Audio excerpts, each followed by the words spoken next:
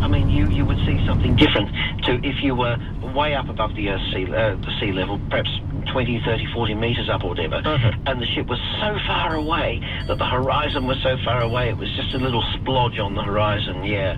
So, but of course, you know, if you were trying to see the effect relatively nearby, you'd need a very calm sea to do it. And this is why that experimenter used a very calm river that was dead calm, you know, dead flat, along a very, very long straight length. Incidentally, if we're talking about looking at because it's a very interesting subject, this. If we're talking about the curvature of the Earth and trying to see the curvature of the Earth, the other question is, can you actually simply see it by looking? Can you see it's curved? And the question is, how high do you need to go to do this? Of course, as we all know, the Apollo astronauts who went to the moon could see the disk of the Earth. They saw it as a planet. And in fact, astronauts aboard the International Space Station would also see the curvature of the Earth. They're high up above the surface, hundreds of kilometres, far up enough to see that curvature.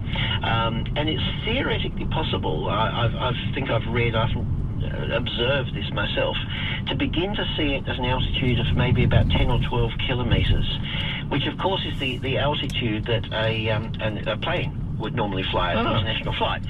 The problem is, you've actually got to have a long expanse, a wide expanse of the horizon to be able to start to visualise this, probably more than you see through a typical plane window.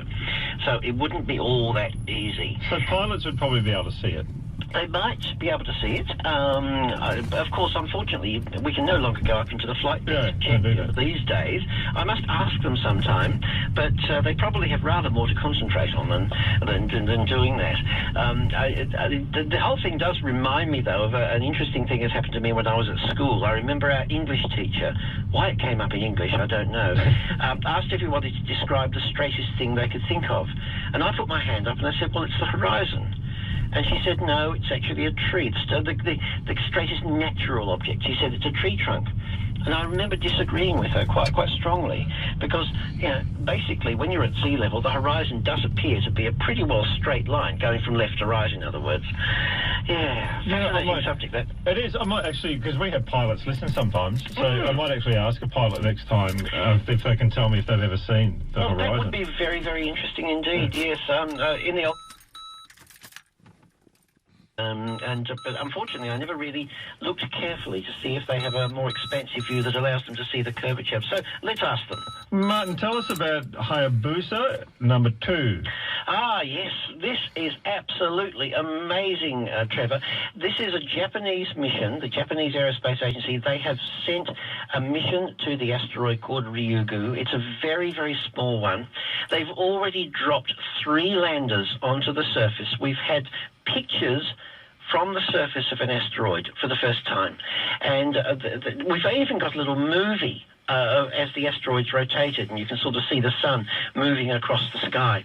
Now, it really is a first. It's not the first time that we've actually had a spacecraft on the surface of an asteroid, though.